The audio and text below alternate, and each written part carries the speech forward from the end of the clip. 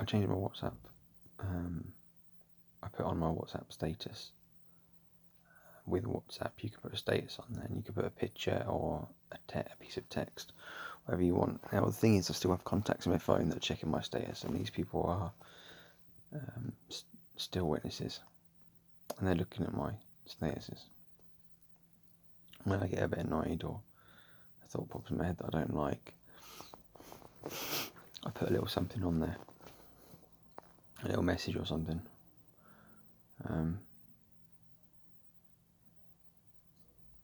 And yesterday I put, after watching the video of Anthony Morris III, the alcoholic drunkard, doing his talk about how apostates will be blown out like a match. Thank you.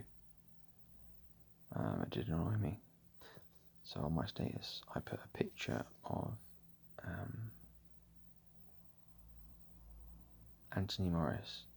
I took his head and put it on a maggot, and then put a background of loads of alcohol bowls of alcohol, and someone who's in the truth messaged me this morning saying, just with 3 question marks about the status. So I just put, he was caught buying around $800 of alcohol on Sunday morning when the meeting was on, and even though he has a drink problem, so I haven't had anything back from that yet. But I just started to type about the paedophile in our congregation to let this person know what happened. But there's no point. The shocking thing is,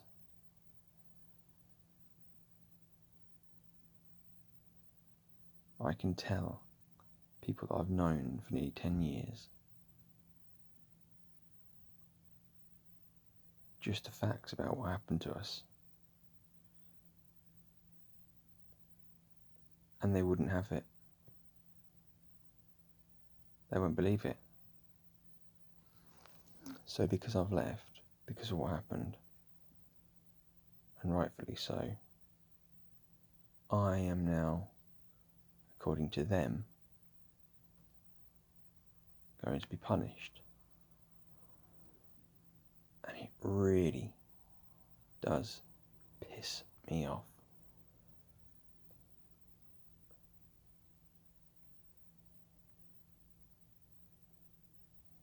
Because I've done bugger all wrong. I had wrong done against me after all I've done for them pieces of shit. Watched how and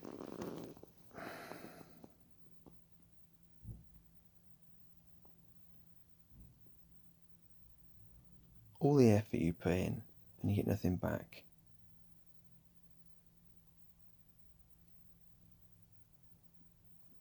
And once you take one little step back from anything, they will push you back and hold you further back.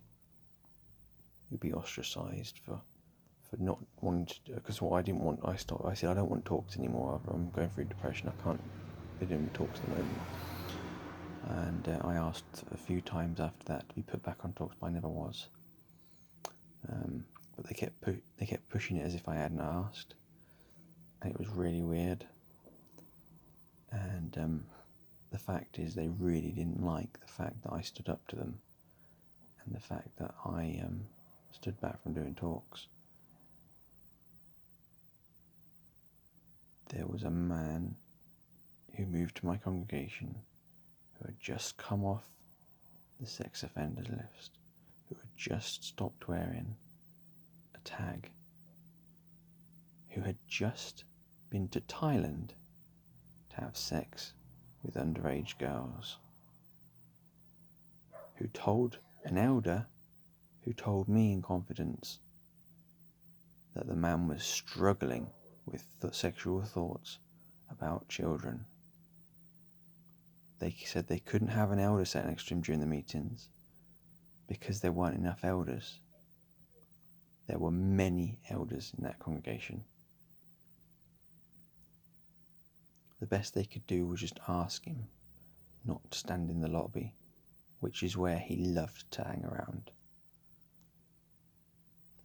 There's a square you can walk in that hall. Say he's in this corner, we'd be in this corner, and the entrance is halfway. He would go all the way round, down, and across, past my children, many a time, and other sisters brought it to my attention. This man is old, fakes his walk, and everybody knew it, even those who didn't know he was a paedophile. I was told that I shouldn't have been told he was a paedophile. Then elders who didn't know that I'd been told about him tried to tell me he wasn't a paedophile, and they used scriptures trying to reason with me about how I should feel about, about that. How we should feel about him. Then I told them what I knew, and they changed what they were trying to tell me. They used different scriptures and changed their story. They'd actually lied to me and knew they'd been caught lying, and they got angry about it.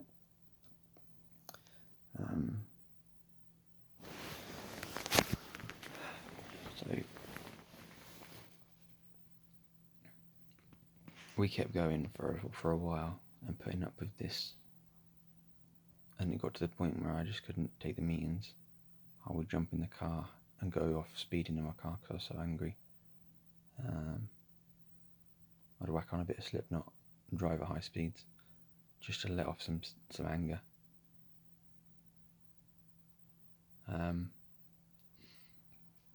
The elders were thinking we were being stupid because nothing would happen, saying, no, they'll never touch them and things like that, all this lot. Yeah, I just found out in one of my other videos, if you watch the one about me and the kids, I've only just found out that he actually went up to one of them and was poking him with a walking stick, saying, I nearly got you. If I'd caught that, I'd have snapped that stick and shoved it in his neck. My wife was a bit upset about that. And she said, when she found out, she said, makes me feel like I want to call the elders, but we're not witnesses anymore. I just have this feeling that I need to tell them, like we used to. And then she said, but what good did that do? They never did anything. For a year, we told an elder we had these problems, and that we wanted to leave, and we were seriously going to leave to go to another congregation. He never told any of the other elders. So when I approached the other elders, they were shocked and thought we were being stupid, and why, we haven't had a problem before. And we told them, we have been telling an elder, this is a problem we've been dealing with. And I just assumed that he'd tell the other elders. They said they didn't know anything about it. Have I done anything wrong? Apart from do this video with my morning hair? My Jack Nicholson style hairdo. It's not as bad as it used to be. So I can stick my head through a cracked door and go, here's Johnny. Anyway, so and then lockdown starts. We go on Zoom, and the paedophiles on Zoom. I can't have our kids on there. I mean, yeah, they could do talks at the Kingdom Hall. And we were told he's not allowed cameras, he's not allowed to take pictures on his phone. Oh, elders, you don't know he's a paedophile? He's no danger. But he's not allowed to take photos. Wonder why that is. Oh well. But he's allowed on Zoom with children on there. It's incredible, isn't it? With my right hand right now, it's an inch. It's actually there, you see my fingers there, here.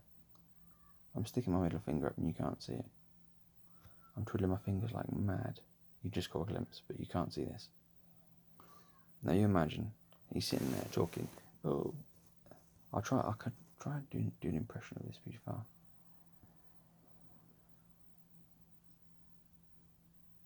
Really weird. looking, you know.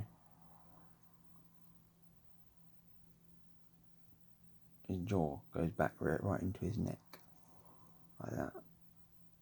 Really creepy looking guy. He's got this way about him, you know. I don't know, talks like this. He's a paedophile. So you can imagine him on the screen, blah, blah, blah, blah, blah.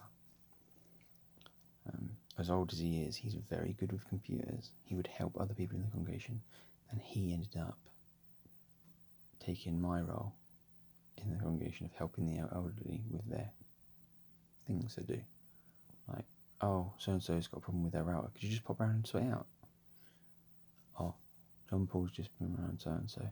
He's sorted it out. Oh, okay.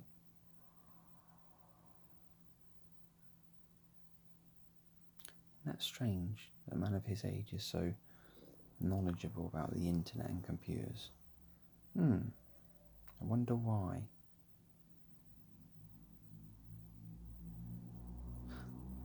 Someone also mentioned that not so long ago, before we left, he said that he'd just been on holiday to Thailand. So, as far as that person has told me, if that's true, he's been twice to Thailand. Struggles with thoughts for children.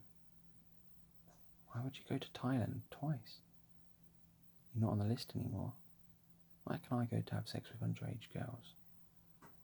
If anyone knows where that can happen, just comment. See if you can, figure it out.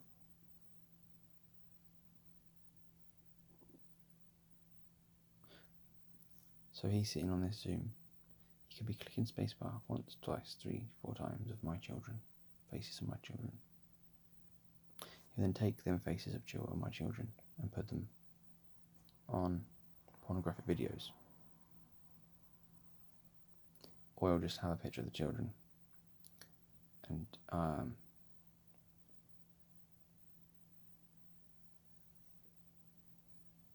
yeah. He should not be in that kingdom more.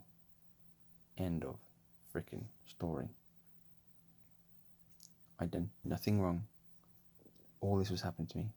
The elders not helping at all, apart from saying, oh, you're a wonderful family, blah, blah, blah. That doesn't help. It does not solve the issue. You're hiding it. And it seemed like they wanted to get rid of us in the end. I think they're actually quite pleased that we've gone now. So we couldn't go on Zoom. We were advised to ring in. I said to my wife, that's like them saying, the elders saying, you can't come in the hall because it's a paedophile, but you can watch through the window if you want to. Make my children cry because they couldn't do their items, but it's my fault, apparently. I'm just silly.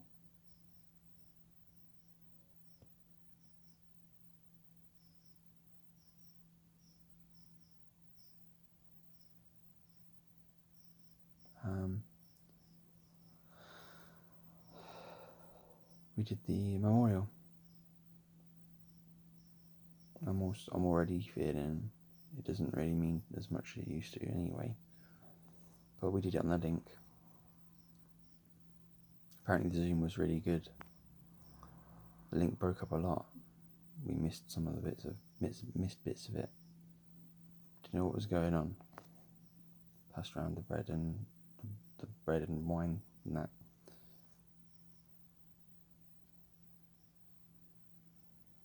And I was furious, pissed off about the whole thing.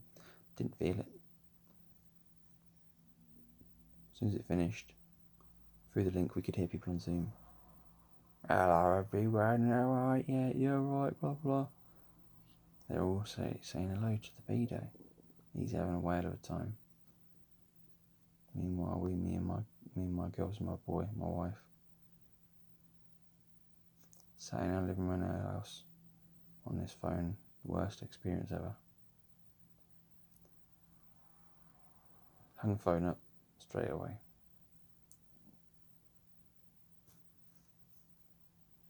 And that was it. That was sort of the final straw, really. Tried to argue the point with elders. Scum. Liars. They can sit there and say that, yeah, we helped you move, you know, we turned up in a couple of cars and we helped you move, and sometimes we bring you a bit of shopping, or, well, you know, a big pack of wick pack crisps and chocolate bars and that for the kids. Or we've been there for you this, we've been there for you for that.